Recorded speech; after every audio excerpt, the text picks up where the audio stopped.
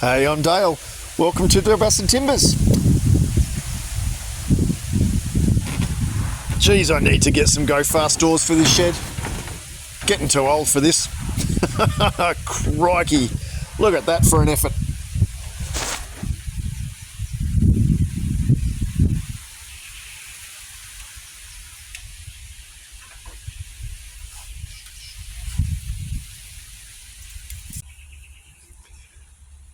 So a friend has discovered a whole heap of rot in her floorboards of her old cottage.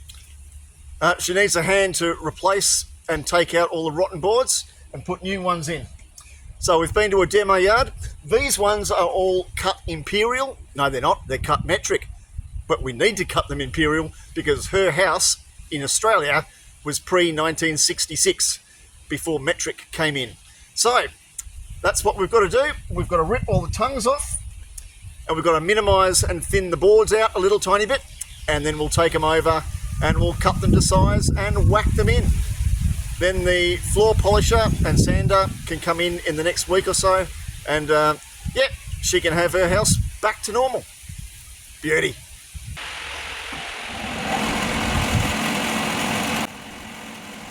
This board was the shortest of all the boards that I cut. It was actually the simplest, as it was really straightforward to cut through. Didn't have any tipping on the infeed or the outfeed. That one was nice. Yes, I know it might look a bit sketchy using my chin, but you know, you use what you've got, hey. And if you ain't got much and you've got a big chin, use that.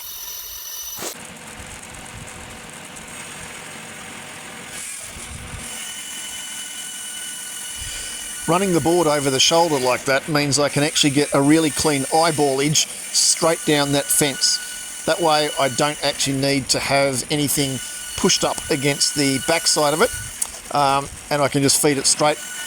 Method to the madness. Not the first rodeo with this. Actually find this far safer than me using a table saw. I'm not a big fan of table saws with things flicking back at me. I have a lot more control, I feel, especially with long pieces when I'm actually ripping on a bandsaw.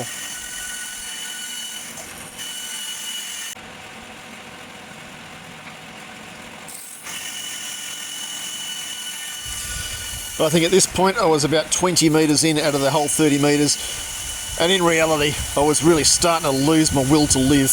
Holy moly.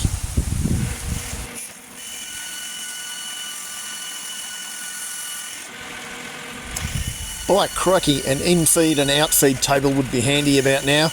Balancing all that crap on my shoulder and trying to get it through from one end to the other when you're running more than 3 metres is not the easiest thing in the planet to do. Anyway, we got there in the long run. Nice and smooth, nice and clean, reasonably straight. It'll all fit. Well, fingers crossed. Here's hoping.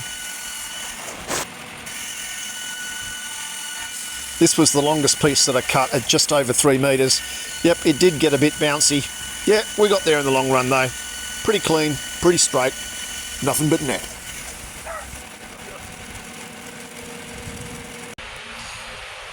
So there we go. There's 30 metres of boards cut. Wasn't too much of a bad job. That was all right. Just a bit fiddling. All had to be cut to 58 millimetrics. Who knows what that was in the old language? Who gives a flying farnacle anyway?